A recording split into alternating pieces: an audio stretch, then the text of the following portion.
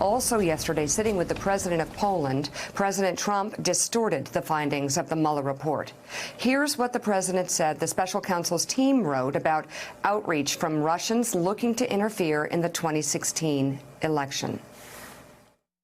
The Mueller report spoke. They were very disappointed. It said no collusion and no obstruction and no nothing. And in fact, it said we actually rebuffed your friends from Russia, that we actually pushed them back, we rebuffed them.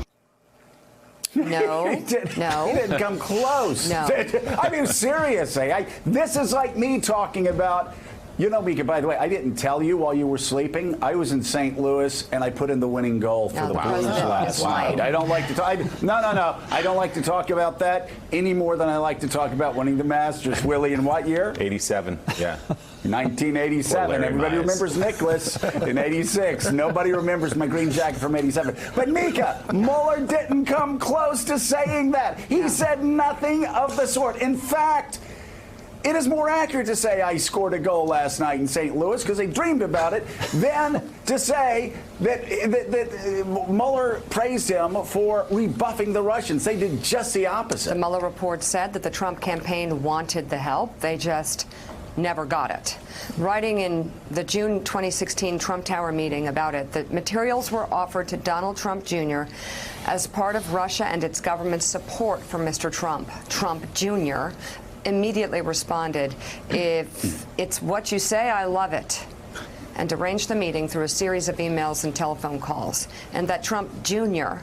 requested evidence to support those claims, but the Russian lawyer did not provide such information. The report even said the special counsel's office considered whether to charge Trump campaign officials with crimes in connection with the meeting, including the solicitation of an illegal foreign source contribution, but that the office did not obtain admissible evidence that these individuals acted willfully with general knowledge of the illegality of their conduct. All right, let me bring in Clint Watts here. One thing we do know, Clint, is that Donald Trump himself is very aware of that meeting, and the reason we knew that he was aware of that meeting was because he got everybody around on Air Force One, and he came up with a lie to divert the New York Times and possibly investigators down the road. Yeah, it's fascinating. I've not heard much about adoptions lately. That was the theme that we heard about right after that meeting. What's fascinating is the conundrum this puts our country in right now. Not just from our adversaries. Imagine you're our allies today and you've heard this statement and you don't want Donald Trump back in office, and you have a range of Democratic candidates. You might be saying to yourself, well, you know what? Donald Trump has a lot of business interests that happen in my country. What do we know about those business interests? What could we leak out there? What could we drop out? Should we go to a Democratic candidate and try through back channels to get them information?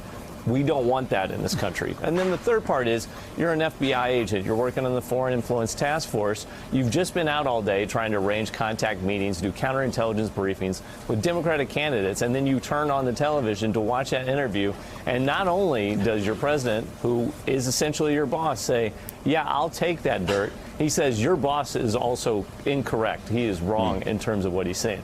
It just creates so many layers of problems, and it gives our adversaries or allies the ability, with a pinprick, just to go and set up a meeting, just a Trump Tower meeting, which can then set off turmoil throughout our political process. They then own that candidate. They own the situation, and they can essentially then narrative off of that in either direction. It is such a damaging way to do business, and it looks like we want to do 2020 just like we did 2016. And Heidi, if you look at the context yesterday of the president's comments, on the very same day that his son, Donald Trump Jr., spent 3 hours with the Senate Intel Committee talking about that White House meeting, on the same day we learned that Hope Hicks is likely to have a closed-door interview with the House Judiciary Committee, a week after Jared Kushner said to Axios and Jonathan Swan, I'm not sure if I'd call the FBI if I was offered information from a foreign government, and, you know, less than 2 months from the release of the Mueller report, where Robert Mueller described sweeping and systemic interference by the Russian government. So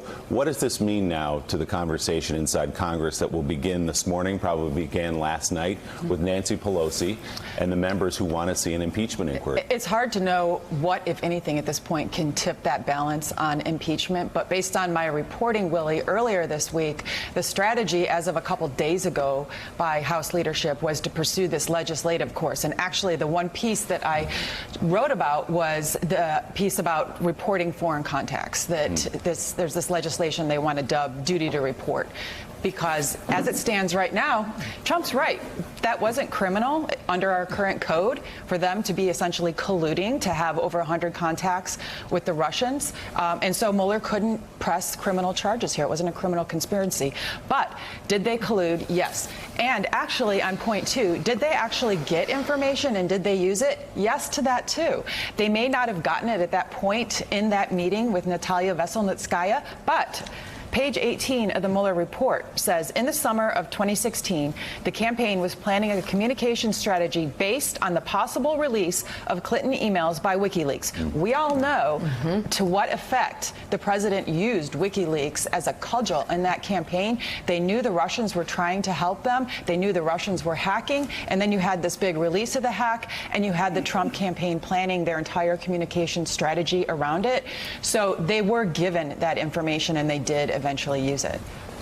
Wow. James, we've actually seen this story before, of course, but because we also know that Donald Trump's words, far from bluster, have consequences. The Mueller report shows that the evening after Donald Trump's press conference saying, Russia, if you can find these 30,000 emails, you will be thanked. That was the night that Russian intel agents started trying to hack into the DNC and Hillary Clinton servers. Yes, and as you were saying earlier, there are governments all around the world that have very large interests in how this election turns out in 2020 and all the policies between now and then. And so China and Russia and a half dozen other countries we could name have real resources to provide information, to do various sorts of interventions. And this is, it's not like they needed encouragement already, but this is more encouragement of the same sort as Russia, if you're listening. The Russians would have been trying anyway, but this is a kind of green flag or go-ahead flag that they've never gotten before from U.S. officialdom. So, James, I'm just curious, with your perspective in government, also perspective as a journalist, and certainly somebody that can remember very well the Nixon impeachment process. I'm just curious what your thoughts are today. Here we are in June of 2019 about the choices that are facing the Democrats and whether the Democrats have a historic responsibility to begin an impeachment process despite any blowback they may get in next year's elections.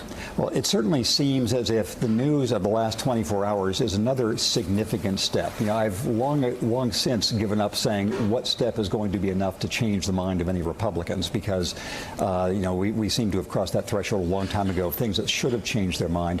I think the Democrats is now easier for them to argue, look, just on the merits, there is more factual information here, including admissions out of the president's own mouth, apparently perhaps not realizing what he was saying, that match up with previous things which justified hearings against the president. So I'm not taking my magazine has run a cover story whose cover in 72-point type was impeach. So we are in record about the civic virtues of beginning the process. So I think having some systematic way to expose what's going on here, take testimony, say, is this the same as past years or is it different? I think that would be valuable. So, Yamiche, let's back up and consider the fact that this is the time right now where the Justice Department is being asked to investigate the CIA's role in all of this. How does that factor into this? And I would add, just as a footnote, I don't think this is something the president is doing by mistake. I think we have to stop thinking that this is, oh, well, he just misspoke and doesn't understand the system. This all seems to be sewing together a little bit too perfectly and in a frightening way. So talk about the Justice Department and their role in investigating the CIA. How does that play into all of this? Well, I think we have to start with the idea that the president was really saying that there's an open invitation to foreign countries to contact his campaign. I think there's no two ways about that. The president, for a long time, has been unable to and unwilling to talk about Russia's interference and its meddling and systematic efforts to influence the 2016 election. And what we saw yesterday was the president just saying, you know what, I would not just do 2016 again. What I want is a better 2020. I want other countries to possibly be contacting my campaign. All of this while we're waiting on the government and Congress to look into whether or not there's going to be more forceful look into the way that foreign governments might seek to influence future elections. Now, when you go to the DOJ and the CIA issue, what you have in the DOJ, of course, is this person who President Trump has been waiting his whole presidency for, and that, of course, is Attorney General Bill Barr. So I think it's going to be really interesting to see whether or not there are political impacts into the DOJ's looking into CIA and questioning people. But I think it really does come back to this idea that you have at the head of the government someone who is saying, I want my political career to be above everything. And he's trying to, in some ways, talk about the American culture as this culture where we're going to do whatever it takes to win, even if that means taking other foreign countries, Saudi Arabia, all these other places that are in some ways seen as bad actors. All of you are invited to take part in our democracy.